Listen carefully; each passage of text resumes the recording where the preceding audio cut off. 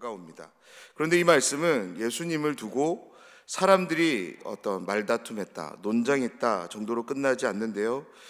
예수님의 정체를 둘러싼 오해가 어떻게 깊어지고 있고, 그리고 그러한 오해 한가운데서 예수님은 자신이 누구인지를 스스로 어떻게 계시하는지를 정확하게 보여주는 말씀입니다. 예수님은 이러한 자기 계시를 통해 점점 더 자신이 하나님의 아들이신 것을, 예수님 하나님이 보내신 메시아 그리스도이심을 드러내십니다. 오늘도 함께 말씀을 나누면서 예수님이 하나님의 아들이신 것에 대해, 예수님이 메시아 그리스도이심에 대해 분명함을 얻는, 확신을 더해가는 시간이 되기를 원합니다. 오늘도 주 성령께서 우리 영혼에 지혜와 명철을 주시길 기도하며 그 힘을 의지하여서 예수님을 정확히 알고 고백하며 인정하며 살아가는 우리의 삶을 두고 또한 같이 기도하기를 원합니다. 오늘 본문은 앞의 상황에 대한 이해가 조금 필요하기에 조금 맥락을 소개하고자 살펴보려고 합니다. 요한복음 7장은 초막절이라는 절기를 배경으로 합니다. 말씀을 보면 예수님은 형제들과 함께 이 명절을 지키기 위해 예루살렘 성전을 찾아 올라갔습니다. 그런데 형제들과는 다르게 말씀을 읽어보면 예수님은 은밀하게 숨어서 이 성전을 찾아 올라가는 것을 보게 됩니다. 예수님께서 이렇게 행동하신 이유는 내 때가 아직 이르지 않았다라는 말씀 때문인데요. 요한복음에서 이 말씀은 계속적으로 반복됩니다. 그 말의 의미는 바로 하나님이 보내신 때, 즉 십자가의 때가 이르지 않았다라는 것을 보여주는 말씀입니다. 그렇습니다. 예수님은 유대인들이 자신을 잡아 죽이려고 하는 것을 아셨습니다. 예수님은 그럼에도 불구하고 예수님께서 어떤 도피 생활이 아니라 적절하게 숨어서 모든 활동들을 재개해 나가는 것은 늘 예수님은 기도하며 하나님의 때를 준비하며 사셨던 분이기 때문입니다. 지금은 그때가 아님을 아시고 여전히 예수님 활동을 이어가고 계시는 것입니다. 그런데 말씀을 보면 초막절이 중간 정도 흘렀을 때로 소개되는 말씀이 있는데요. 그런데 그때 갑자기 예수님은 자신을 드러내시고 사람들에게 하나님의 말씀을 가르치기를 시작합니다. 예수님의 이 말씀을 예수님의 가르침을 받은 사람들의 반응은 놀라움으로 함께 하는데요. 그들의 놀람은 바로 예수님께서 말씀을 배우지 않았음을 알았기 때문이라고 소개됩니다. 그렇지 않을까요? 우리 중 어떤 사람이 신학교라는 정규 과정에 가서 신학을 배우지 않았는데 어느 날 갑자기 성경에 대해서, 교리와 신학적 지식에 대해서, 무엇보다 히브리어와 헬라어에 대해서 능통하게 말을 한다면 우리는 그 사람에 대해서 놀라워하지 않겠습니까? 우리도 그 사람에 대해서 이렇게 말할 것입니다. 당신이 신학교에 가서 이러한 지식들을 배우지 아니하였거든 어떻게 이렇게 말할 수 있습니까? 라고. 그들의 놀라움을 들은 예수님께서 이렇게 대답하시는데요. 7장 16절의 말씀입니다. 예수께서 대답하여 이르시되 내 교훈은 내 것이 아니요 나를 보내신 이의 것이니라 라고. 예수님은 자신의 가르침의 출처를 누구와 연결시키냐면 바로 자신을 보내신 분과 연결시킵니다. 자신이 말씀을 배우지 않았음에도 불구하고 이렇게 말씀을 가르칠 수 있는 것은 나를 보내신 분의 가르침이기 때문이다. 그 가르침을 받았기 때문에 내가 이것들을 가르칠 수 있다라고 말하고 있는 것입니다. 예수님께서 성전에 올라가신 이유는 초막절을 지키기 위해서였습니다. 그런데 초막절을 지키기 위해 예수님께서 어떻게 올라가셨냐면 숨어서 은밀히 올라가셨습니다. 무엇 때문에 예수님은 숨어서 은밀히 올라가셔야만 했을까요? 바로 유대인들이 자신을 죽이려는 것을 알고 계셨기 때문입니다. 그런데 예수님이 숨으신 진짜 이유는 죽음이 무서워서가 아닙니다. 바로 하나님의 때가 아직 아니기 때문에 그 때를 온전히 맞추기 위해서, 그때를 완전함을 보이기 위해서 예수님은 숨으셨던 것입니다. 그런 그때 예수님께서 자신을 드러내시는 것이 조금 이상하게 다가올 수 있습니다. 그럼에도 불구하고 예수님께서 이렇게 하신 이유는 아직 사람들에 의해서 체포되는 때, 즉 하나님의 때가 이르지 않았음을 또한 아셨기 때문에 이와 같이 행동할 수 있었던 것입니다. 예수님의 가르침을 들은 사람들 중에는 지방에서 올라온 여러 사람들도 있을 것입니다. 왜냐하면 이때가 명절을 지키기 위해 모여든 사람들이기 때문입니다. 그런데 그 중에서는 예루살렘에 속한 사람들도 있었을 것입니다. 지방에서 올라온 사람들은 모르지만 예루살렘 사람들이 알고 있는 한 가지 예수님에 대한 정보가 있습니다. 그것은 유대인들이 예수님을 죽이려고 한다는 정보인 거죠. 그 중에 한 사람이 이렇게 말합니다. 26절 말씀인데 오늘 본문의 첫 말씀입니다. 보라, 드러나게 말하되 그들이 아무 말도 아니하는도다. 당국자들은 이 사람을 참으로 그리스도인 줄 알았는가. 아멘. 이 말씀은 이런 의미입니다. 유대인들이 종교 지도자들이 예수님을 찾아 죽이려 했습니다. 그런데 지금 예수님께서 나타나셔서 사람들 가운데 말씀을 가르치고 계십니다. 그런데 이상하게도 유대인들이, 종교 지도자들이 예수님을 잡아 죽이려고 하고 있지 않는 거죠.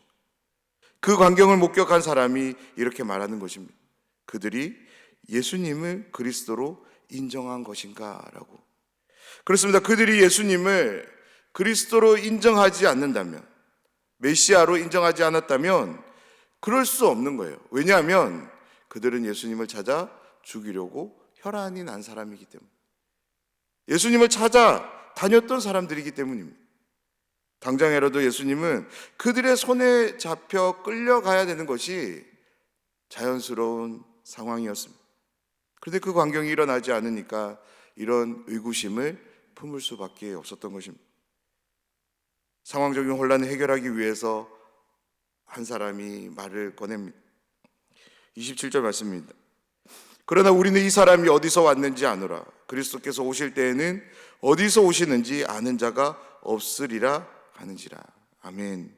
이 사람의 말의 핵심은 예수님은 그리스도가 하나님이 보내신 메시아가 될 수 없다입니다. 그러니 지금 일어나고 있는 이 상황에 대해서 의아해하지 말라는 거예요. 이 사람이 이렇게 강력하게 말할 수 있는 증거가 무엇입니까? 그것은 바로 그리스도께서 오실 때에는 어디서 오시는지 아무도 알 수 없다고 했는데, 지금 우리 앞에 있는 이 예수는 어디서 왔는지 우리가 알지 않느냐라는 거죠. 예수님이 어디에서 태어났는지 우리가 다 알고 있기 때문에 예수님은 그리스도가 될 수 없다라고 말하는 것입니다. 사람들이 이 말을 들은 예수님의 마음은 참으로 답답한 심정이었을 것입니다. 왜냐하면 예수님에 대해서 잘 안다고 말하는데 정작 그 알미라고 하는 것이 육체적인 출생에 국한되었을 뿐이기 때문입니다. 정말 메시아를, 그리스도를 알기를 원한다면 그 메시아는 분명 하나님으로부터 올 것이고, 그렇다면 육신의 출생은 아무런 의미가 없는 거죠. 그래서 예수님은 사람들의 말을 받으시고 계속적으로 말씀을 이어가십니다. 그리고 자신이 누구인지를 이제 소개하기를 시작하는데요. 28절과 29절 말씀을 제가 읽어드리겠습니다. 예수께서 성전에서 가르치시며 외쳐 이르시되 너희가 나를 알고 내가 어디서 온 것도 알거니와 내가 스스로 온 것이 아니니라. 나를 보내신 이는 참되시니 너희는 그를 알지 못하나 나는 아노니 이는 내가 그에게서 났고 그가 나를 보내셨음이나 하시니. 아멘. 예수님의 이 말씀은 정말로 내가 어디서 태어난 줄을 아느냐라는 물음인 동시에 그들의 무지함을 일깨워주는 말씀이기도 합니다. 예수님의 신분은 이 땅의 그 어떤 것으로도 규정될 수 없는 분입니다. 왜냐하면 예수님은 사람이기 이전에 하나님이시기 때문입니다. 요한복음은 그 자명한 진리를 먼저 선언하고 이 이야기를 풀어가고 있습니다. 또한 예수님은 오늘 이 말씀의 앞에서 여러 상황들을 통해서 자신이 하나님의 아들이심을 표적을 통해서, 이적을 통해서 사람들에게 보이셨습니다. 무엇보다 예수님은 하나님의 보냄을 받고 이 땅에 오신 분이시기에 이 땅이 어떤 것으로도 규정되지 않으십니다. 그런 점에서 예수님의 출생지는 어디에서 시작되어져야 되냐면 하나님에게서 시작되어져야 하는 것입니다. 하지만 그들이 시작하는 출생지는 어디입니까? 예루살렘입니다. 실제 이 땅에 오신 예수님과 그들의 생각이 완전히 다름을 예수님이 말씀하고 있는 것입니다. 다시 말해 그들은 예수님을 하나님이 보내신 그리스도로 인정하고 싶지 않은 것입니다. 정말로 놀라운 이적을 받습니다. 표적을 받습니다. 그럼에도 불구하고 여전히 그들은 예수님을 그리스도로, 메시아로 인정하고 싶지 않습니다. 왜 그럴까요? 예수님이 어디에서 태어났는지를 알고 있기 때문입니다.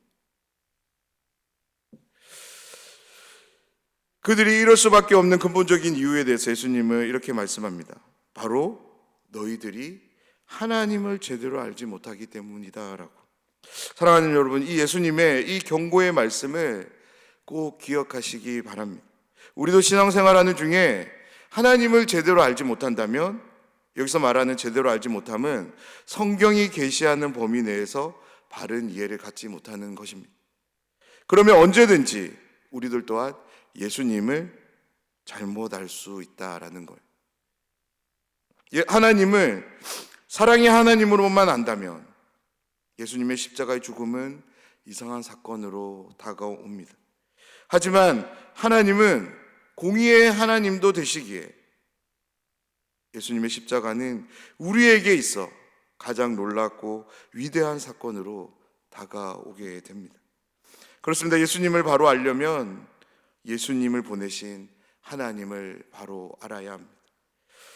예수님의 이 말씀을 들은 사람들의 반응을 요한은 이렇게 소개하는데요.